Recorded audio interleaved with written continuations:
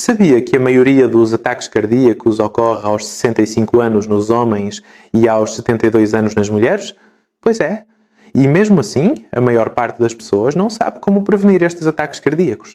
Infelizmente, o que vou ensinar hoje, apesar de não ser novidade, ainda não se tornou conhecimento geral.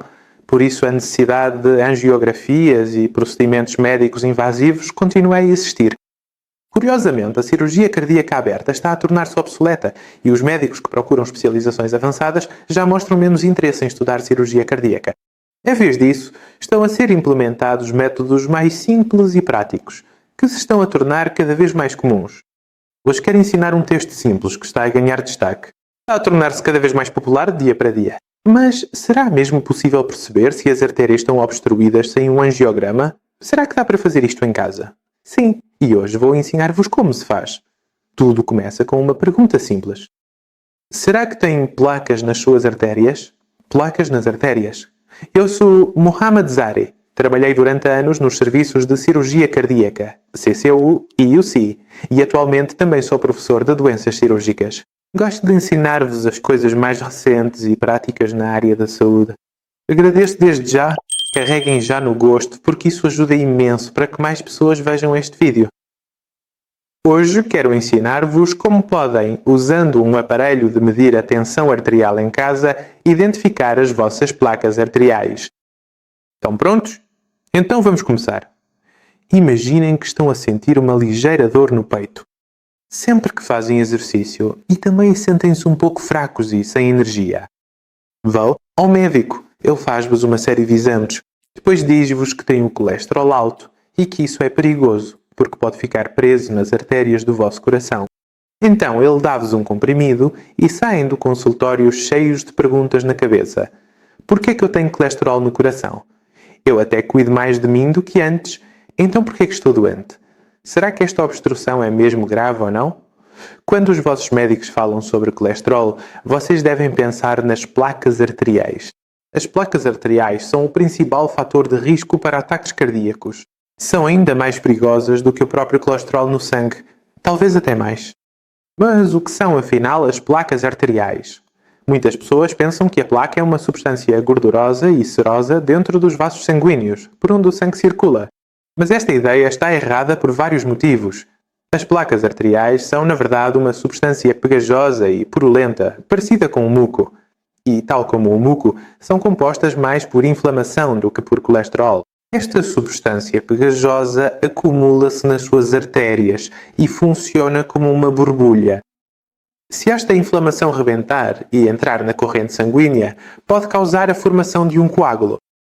Se esse coágulo for grande e chegar ao coração, pode causar um ataque cardíaco. Se chegar ao cérebro, pode provocar um AVC.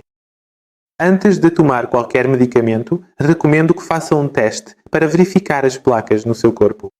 Existem várias formas de identificar as placas. A maioria deles são invasivos, como a angiografia, mas há apenas um método que pode fazer facilmente em casa. Um método que hoje em dia é muito utilizado. Chama-se índice tornozelo-braço. Por favor, tenham um papel e caneta convosco, porque o que vou dizer é importante. Se tiverem coágulos de sangue nas pernas ou se vos foi diagnosticada trombose venosa profunda, TVP, não devem fazer este teste. E se também tiverem dores intensas nas pernas, este teste não é adequado para vocês. Agora, vamos ver como podem fazer o teste ABI ou o teste tornozelo-braço em casa.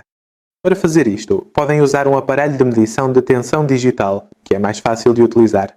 Basta colocar a braçadeira de tensão arterial em cada um dos membros. Vamos colocar a braçadeira em todos os membros e medir a pressão. Primeiro no braço direito, depois na perna direita, depois no braço esquerdo e, por fim, na perna esquerda. Quando terminarem o teste, anotem os valores que aparecem no aparelho. É muito simples. Só precisam fazer uma divisão muito fácil. Portanto, agora, nos resultados que obtive para mim próprio, o meu braço direito deu 107/69, o braço esquerdo deu 114/72, a perna direita 120/59, a perna esquerda 126/74, tudo em milímetros de mercúrio. O primeiro número, que é o mais alto, é a pressão sistólica. O segundo número é a pressão diastólica. A pressão arterial sistólica é a pressão do sangue. Depois do batimento cardíaco. E a pressão arterial diastólica é quando o coração está em repouso. Para calcular o índice tornozelo-braço, primeiro escolha o valor sistólico mais alto dos tornozelos, que no meu caso foi 126. Depois, escolha o valor sistólico mais alto dos braços, que no meu caso foi 114. Agora, divida o valor do tornozelo pelo valor do braço, 126 dividido por 114, que dá 1,1. Faça o mesmo para a outra perna. Para a minha perna direita, 120 dividido por 114 dá 1,05. Este é o método mais simples para calcular. Agora vamos ver o que significam os resultados. O índice ideal é aquele cujo valor está entre 1 e 1,4, o que indica: veias saudáveis com base na pressão arterial têm valores entre 0,9 e 1, que também são aceitáveis. Mas se o seu valor for inferior a 0,8, provavelmente tem placas e isto pode levar à obstrução do fluxo sanguíneo e ao aumento da pressão arterial. Se o seu valor for superior a 1,4, isso indica endurecimento das artérias, que também é outro problema e precisa de acompanhamento. Talvez esteja a perguntar-se como é que este índice está relacionado com os braços e os tornozelos. Bem, as veias das pernas, em comparação com outras veias, têm mais desafios, são mais estreitas, dependem dos músculos das pernas para se manterem mais flexíveis e muitas outras coisas. Medir a pressão arterial no braço e comparar com a pressão arterial. O tornozelo pode mostrar se tem placas arteriais que causam obstrução ou endurecimento. Isto chama-se doença arterial periférica, ou DAP. Pode causar câimbras, dores, inchaço e até a queda de tecido nos pés, porque qualquer parte do corpo que não receba sangue suficiente morre lentamente. As pessoas que têm DAP, ou seja, doença arterial periférica, têm um risco maior de ataques cardíacos e AVCs.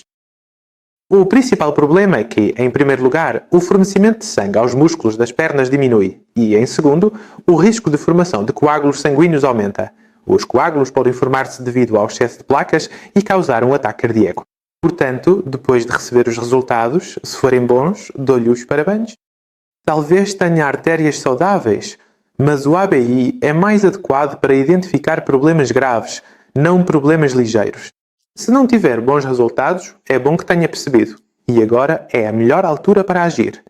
Lembre-se, ao ver este, agora percebe o quão importante é fazer os exames certos e que não precisa de ir logo para uma cirurgia. Agora já sabe qual deve ser o primeiro passo para identificar a placa. E se quiser saber mais sobre isso, deve consultar um cardiologista especialista. Obrigado por ter ficado comigo até ao fim deste vídeo. Espero que o vídeo lhe tenha sido útil. Se puder, partilhe com algumas pessoas para que elas também fiquem a par desta explicação. Até ao próximo vídeo. Adeus!